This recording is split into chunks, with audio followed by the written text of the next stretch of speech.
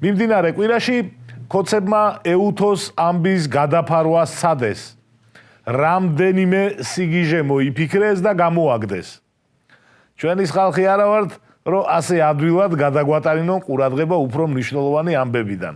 ამიტომ ჯერ ამ სიგიჟეებს მიმოვიხილავთ და მერე გადავალთ თავარ ამბავზე. ვინც დღეს დაიწყეთ ამ გადაცემის ყურება? შეგახსენებთ, რომ როგორც წესი ორი ნაწილისგან შედგება, ცოტ-ცოტა ყველაფერზე და მერე ჩაანალიზება. შეგიძლიათ ჩვენს წინა ეპიზოდებსაც უყუროთ. ასეთი 236-ია.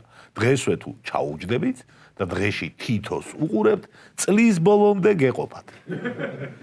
დავიწყოთ მთავარი თემის გადასაფარი ამბების მიმოხილვა. რომლით დავიწყოთ? 6 წლამდე მანქანებით თუ გაზიანი სასმელებით? მოდი დავიწყოთ მანქანებით. ერთი თვის წინ ირაკლი კობახიძემ თქვა, რომ პარლამენტში წარადგინეს ახალი კანონპროექტი. სანამ იტყოდნენ რა კანონი იყო, ეგრევე მივხვდით, რომ რაღაც სიგიჟე იქნებოდა. ჩამოვჯექით, მოვიწყინეთ და მოსასმენად მოვემსადეთ. ირაკლის თქმით, 6 წელზე მეტი წლოვანების ავტომობილების საქართველოში შემოყვანა აიკრძალებოდა. აქ ცოტა მოგვეშვა. იმიტომ რომ ფორმულაზე ეს რეგულაცია საერთოდ არ მოქმედებს. ჩვენთვის თავარია მეტროს მიუსწროთ.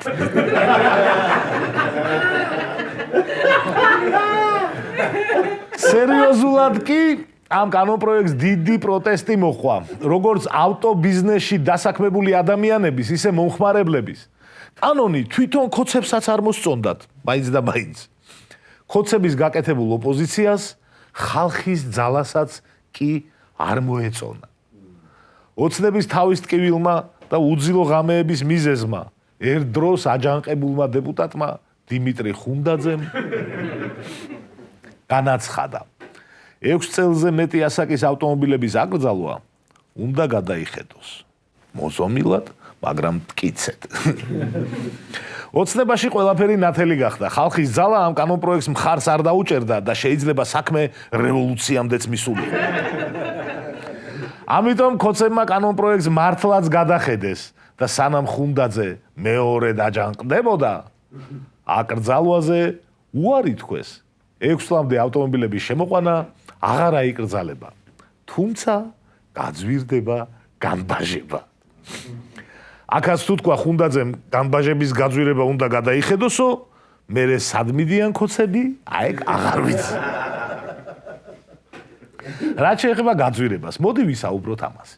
მათემატიკა და ბევრი ფული დაგვჭირდება. განბაჟების ტარიფი 1 კუბურ სანტიმეტრზე 80 თეთრიდან 4 ლარ ნახევრამდე გაიზრდება. თითქმის 500%-ით იზრდება. მაგალითად, 2 და 0-იანი ძრავით მანქანა რო ავიღოთ. 2 და 0, უფრო გასაგებად რო ავხსნათ ზოგ-ზოგი ერთებს, არის 2.0. მოკლედ, ამ მანქანის განსაბაჟებლად 9000 ლარი დაგჭირდებათ. 9000 ლარი. თუ ჯიპი გინდათ, მაგალითად 3 და 0 ძრავით, განბაჟება დაგიჯდებათ 13500 ლარი. 13500 ლარი კი 5000 დოლარია. ხო, კიდევ ერთი ამბავი. ღმერთმა დაგიფაროთ და 2008 წლიანი მერსედესის ჩამოყვანა თუ გინდათ 6 და 3-იანი ძრავით. მაშინ განბაჟებისთვის 28000 ლარი უნდა გაამზადოთ. ერთადერთი რაც დაგვრჩენია, ისევ ოპოზიციის იმედზე ვართ. დიმიტრი ხუნდაძეს გულისხმობ, რა თქმა უნდა.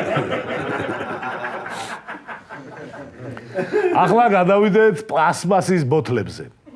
მთავრობის დადგენილებით პლასტმასის ბოთლებში 3 ლიტრამდე სასმელი წყლის და 20 ლიტრამდე გაზიანი სასმელის წარმოება იკრძალება.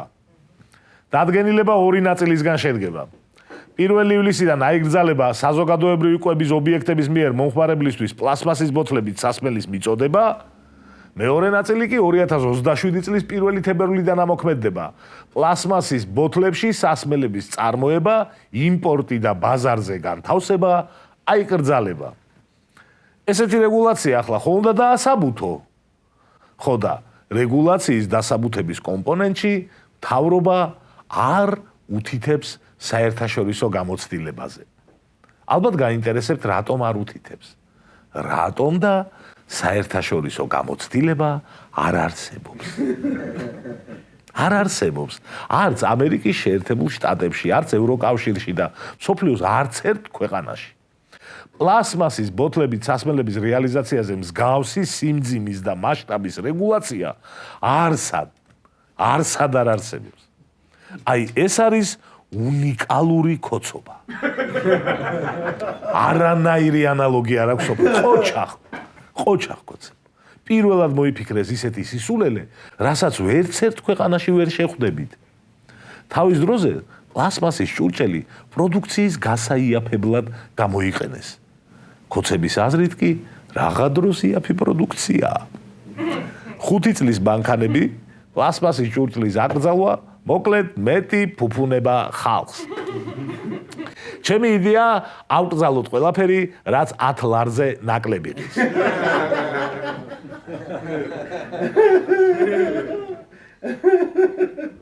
თუ იაფი. აიგრძალება პლასმასის ბოთლებში წყალი, გაზიანი სასმელები, ლუდი, თუმცა აქ არსებობს მნიშვნელოვანი გამონაკლისი. მაგალითად, წყალი 3 ლიტრიდან ზემოთ შეიძლება იყოს პლასმასის ჭურჭელში. აი გამაგრილებელი სასმელები კი 20 ლიტრიანი ჭურჭლით შეგიძლია აწარმოო. რამდენიმე კითხვა გამიჩნდა და დავსვამ ჩემი რამიდის. პირველი, 2 ლიტრიანი შუშის ჭურჭელი იქნება? თუ 4 შუშის ბოთლი უნდა ვიყიდოთ? მეორე, პლასმასის ბოთლების ჩასაყრელად სპეციალურად დახარისხებული ურნები რო დადგით. აი ეგ რად გადაკეთდება? მან რა ჩავყაროთ? მესამე, 20 ლიტრიანი გაზიანი სასმელი, იცით რა მხელაა?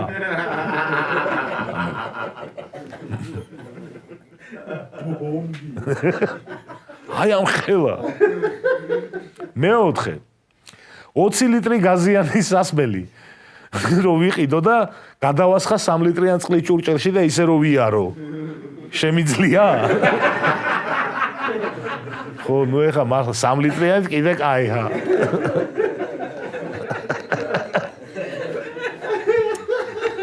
და მეხუთე, ბულბულატორებისთვის რა რჩევას გასცემდით? იმედია ყველაფერზე გვიპასუხებთ. თორემ ჩვენ ყავს დიმიტრი ხუნდაძე, ხო გახსოვთ? გაეცით იმას პასუხი. ევროკავშირის რეგულაციით პლასმასის ბოთლების 25% მაინც უნდა იყოს გადამუშავებული. ჩვენ ხო ევროკავშირისკენ მივდივართ. ხო და აი ამ რეგულაციას ძალიან მაგრა შევასრულებთ. ამ კითხვას რო დაგვისვამენ, რა შევით? პლასმასის ბოთლების 25%-ს ამუშავებთ? ჩვენ ვეთქვით რა პლასმასი. ჩვენ ეგეთი რამ საერთოდ არ გვაქვს. დიდი ხანია არაფერი გვითქვამს მამუკა მდინარაძეზე, რაც სუსის უფროსი გახდა, საჯაროდ აღარ აქტიურობს. ამასობაში კი ჩვენი მამუ ვიცე-პოლკოვნიკი გახდა. მაშ 25 დეკემბერს კობახიძემ მდინარაძეს კაპიტნის წოდება მიანიჭა. მეორე დღეს მაიორის წოდება. მართლა მეორე დღეს. ახლა კი ვიცე-პოლკოვნიკი გახდა. ზღაპრებში რო ეწერა ხოლმე, სხვები თუ წლობით იზრდებოდნენ.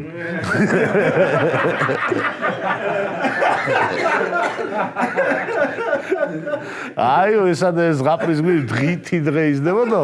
აი ეგრეა ჩვენი მამუ. დღითი დღე იზრდება მამუკა, ჩემი კადრი არ მაინც აღდგომამდე პოლკოვნიკობა მიანიჭე. ზაფხულისკენ გენერალი. წლის ბოლოსკენ მოვიფიქრებ, რავი, გენერალი სიმუსია, მარშალი, რავი. ასე ისე ჯერ არც ერთ ჩემ კადრს არ გაუკაჩავს. ყოჩაღ მამუ.